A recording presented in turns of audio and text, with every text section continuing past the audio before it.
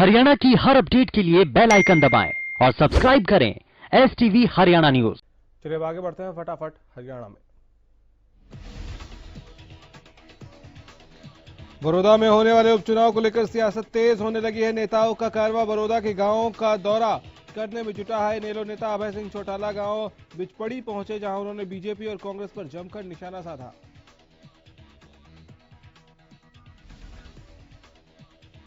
अभय चौटाला ने 3 अध्यादेशों को लेकर सरकार पर आरोप लगाया और कहा कि इस अध्यादेश से चहेतों को फायदा पहुंचेगा। भूपेंद्र सिंह हुड्डा पर निशाना साधते हुए चौटाला ने कहा कि हुड्डा के 10 साल के कार्यकाल में भी बड़ौदा का विकास नहीं हुआ।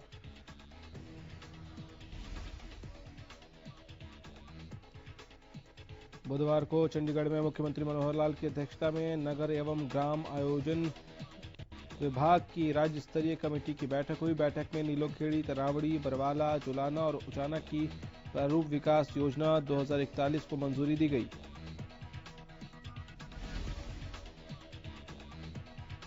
नीलोखेड़ी, तरावड़ी की प्रारूप विकास योजना वर्ष 2041 तक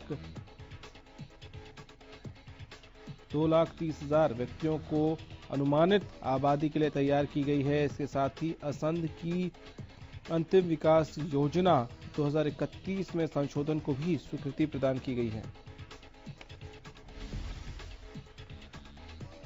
इसी तरह 282.72 हेक्टेयर क्षेत्र को औद्योगिक क्षेत्र उद्देश्य के लिए और 243.38 हेक्टेयर क्षेत्र परिवहन और संचार के लिए, 45.81 हेक्टेयर क्षेत्र सार्वजनिक उपयोगिताओं के लिए, 53 हेक्टेयर क्षेत्र सार्वजनिक और अर्ध सार्वजनिक उपयोग के लिए, जबकि 371.28 हेक्टेयर क्षेत्र ओपन स्पेस के लिए रखा गया है।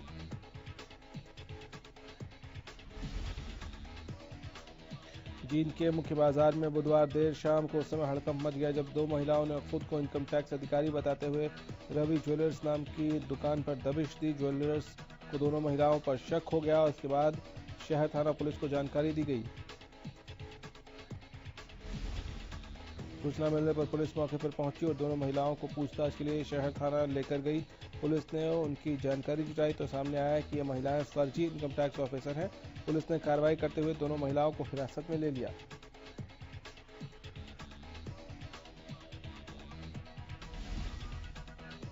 यमुनानगर में कोरोना का कहर जारी। जिले में एक साथ नए 88 कोरोना के मामले सामने आए हैं। सीएमओ डॉक्टर विजय दहिया ने जानकारी देते हुए बताया कि अब तक 29,773 सैंपल लेकर भेजे गए हैं। 27,993 सैंपल नेगेटिव आए हैं।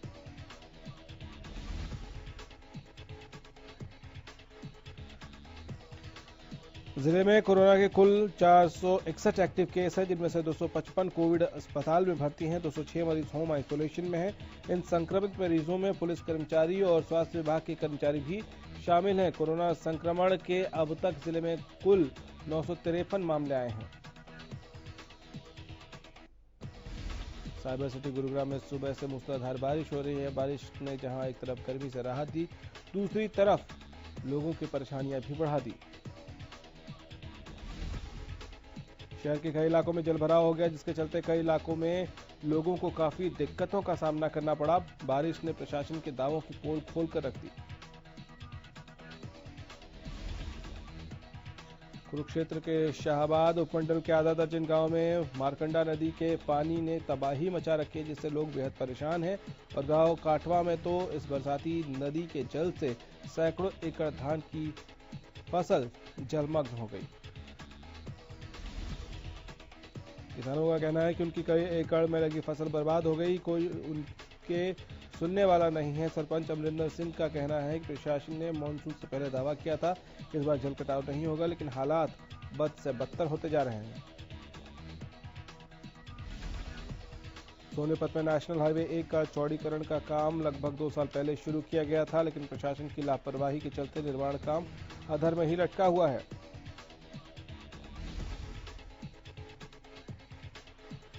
जिसके चलते हाईवे से गुजरने वाले लोगों को खासी परेशानियों का सामना करना पड़ रहा है। यहाँ करीब 3 से 4 घंटे का जाम लगता है। भारी बारिश के बाद गुरुग्राम का हाल बेहाल हो गया है। लोगों ने सड़कों पर नाव चलाई। गुरुग्राम के सेक्टर 27 और 28 की सड़कों पर लोगों ने नाव चलाई।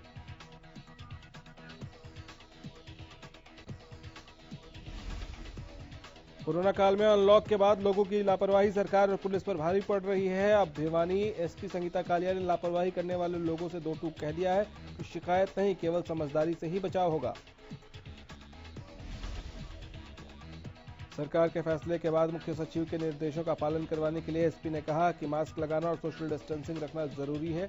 जब लोग सावधानी बरतेंगे तो पुलिस को किसी प्रकार की कार्रवाई करने के लिए एक्शन में नहीं आना पड़ेगा। सुशांत सिंह राजपूत सुसाइड मामले में सुप्रीम कोर्ट की तरफ से सीबीआई जांच को हरी झंडी दिखाई जाने के बाद सुशांत के पिता ने उनके फैंस का आभार जताया है। सुशांत के पिता ने कहा कि ऐसे समय में मजबूरी में साथ खड़े होने के लिए हम आपके आभारी हैं। साथ ही सुशांत के परिवार ने बिहार के मुख्यमंत्री का भी धन्यवाद किया। बिहार के मुख्यमंत्री के लिए सुशांत के पिता ने कहा कि बिहार के मुख्यमंत्री नीतीश कुमार का धन्यवाद, उन्होंने बाधित न्याय प्रक्रिया को गति दी है।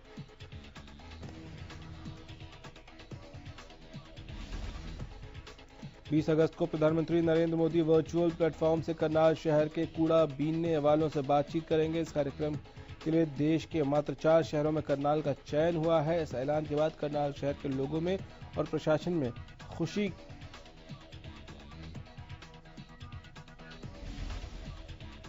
गोहाना के रहने वाले आकाश मेहता ने छोटी सी उम्र में विश्व बैंक में मैनेजर की नौकरी पाकर कस्बे का नाम प्रदेश और देश में रोशन कर दिया है। आकाश मेहता द्वारा विश्व बैंक के मैनेजर की नियुक्ति मिलने के बाद उनके घर के लोगों को बधाई देने वालों का तांता लग गया।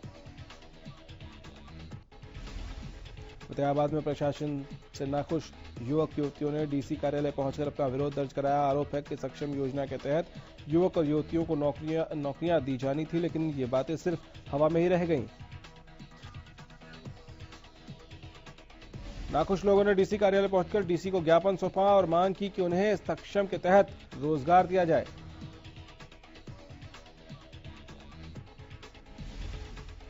बताया जा रहा है कि इन्हें पहले रोजगार दिया गया, लेकिन बाद में कोरोना महामारी का बहाना बनाकर सक्षम युवाओं को विभिन्न विभागों से निकाल दिया गया।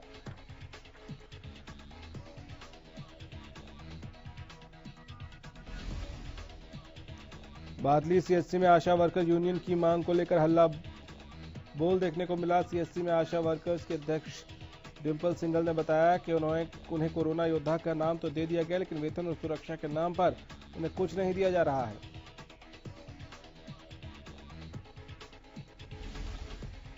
उन्होंने अपनी मांगों के संदर्भ में बताया कि सरकार की घोषणा के बाद अब तक उन्हें स्मार्टफोन भी नहीं दिया गया है, जबकि काम का बोझ लगातार बढ़ता जा रहा है। उन्होंने कहा कि कोरोना काल में भी अपनी सेवाएं हमने पूरी दी हैं।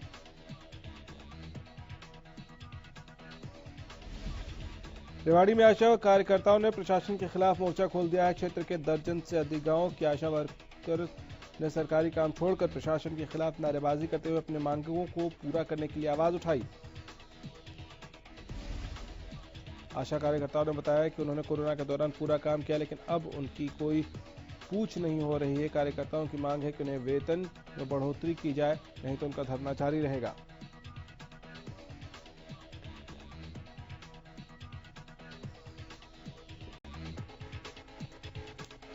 धरने पर बैठे आशा वर्करों ने बुधवार को यमुनानगर की अनाज मंडी में प्रदर्शन किया और प्रशासन के खिलाफ जमकर नारेबाजी की। इनका कहना है कि सरकार ने कोरोना काल में 1000 रुपए मानदेय बढ़ाया, जबकि आशा वर्कर चाहते हैं कि इनका मानदेय डबल किया जाए। अंबाला दिल्ली नेशनल हाईवे पर स्थित इंडियन ऑयल टर्मिनल को शिफ्ट किए जाने से टैंकर्स ड्राइवर और क्लीनर ने विरोध जताया है। अंबाला टैंकर यूनियन ने टर्मिनल के गेट पर प्रशासन के खिलाफ जमकर नारेबाजी की।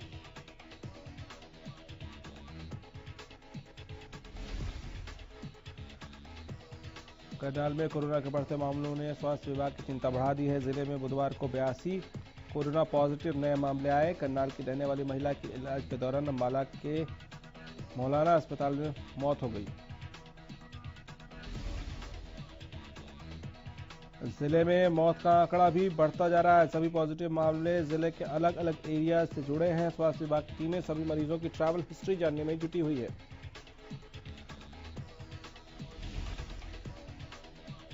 महेंद्रगढ़ गांव देवास में शिक्षक की नहर में कूदकर आत्महत्या मामले में पुलिस ने सुसाइड नोट के आधार पर स्कूल की मुख्य अध्यापिका के खिलाफ मामला दर्ज किया है। पुलिस को सूचना मिली थी कि एक शख्स नहर में कूद गया है।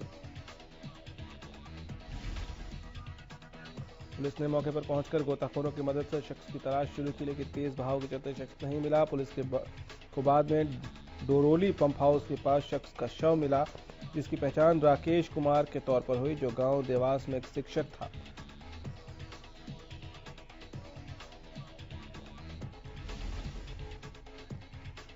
पुलिस को जांच के दौरान शिक्षक की गाड़ी से एक सुसाइड नोट मिला, जिसमें उसने उसके स्कूल की मुख्य अध्यापिका पर मानसिक प्रताड़ना के आरोप लगाए थे।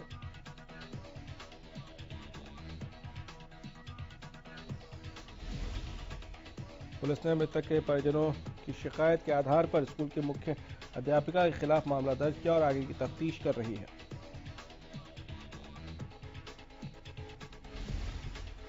गोहाना के मुगलपुरा में एक दूध का काम करने वाले दुकानदार से 17 अगस्त को हुई 7 लाख की लूट मामले में पुलिस ने 2 आरोपियों को गिरफ्तार किया है। आरोपियों की पहचान हसनगढ़ गांव के रहने वाले सोनू और अजय के रूप में हुई है।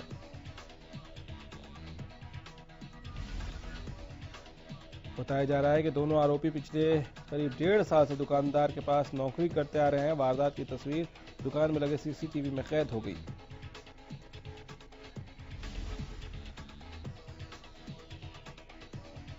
जांच करते वक्त जब सीसीटीवी खंगाला गया तो आरोपियों की पहचान हो सकी। आरोपियों के साथ उनके 4 साथी और भी लूट में शामिल थे।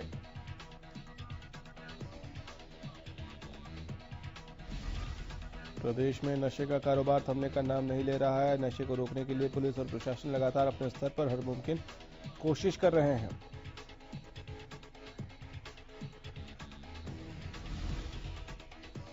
बावजूद इसके नशा व्यापारी धड़ल्ले से अपने मंसूबों को अंजाम दे रहे हैं। हिसार में पुलिस के हाथ बड़ी कामयाबी लगी। पुलिस ने 1 क्विंटल 40 किलो गांजा सहित ड्राइवर को गिरफ्तार किया।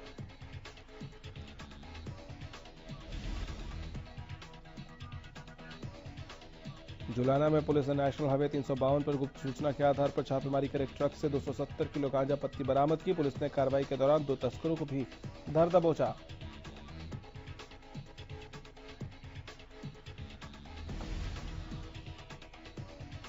अपराधियों पर नकेल कसने के लिए प्रदेश भर में पुलिस ने विशेष अभियान चलाया। 16 जुलाई से 16 अगस्त तक चले इस अभियान के दौरान गुरुग्राम पुलिस को कई अहम सफलताएं मिली।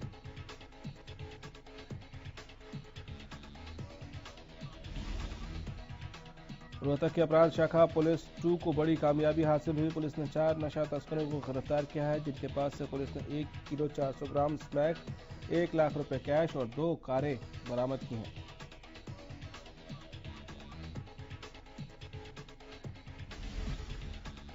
बादली में बिजली का करंट लगने से एक किसान की मौत हो गई है। किसान खेतों में फसल देखने के लिए गया था। किसान की पहचान तेलपा गांव निवासी के तौर पर हुई है। सूचना मिलने पर पुलिस भी अस्पताल पहुंची और शव का पोस्टमार्टम करा कर परिजनों को सौंप दिया गया।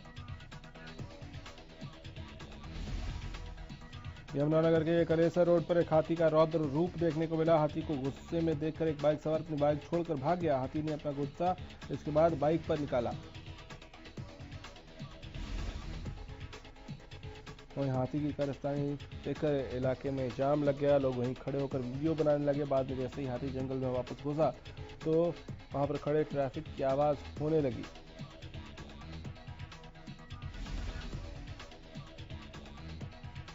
आवाजाही शुरू तो हुई। बाइक सवार युवक ने भी हाथी के जाने के बाद अपनी बाइक उठाई। राह चलते लोगों ने इस वीडियो को मोबाइल में कैद करने के बाद सोशल मीडिया पर वायरल कर दिया।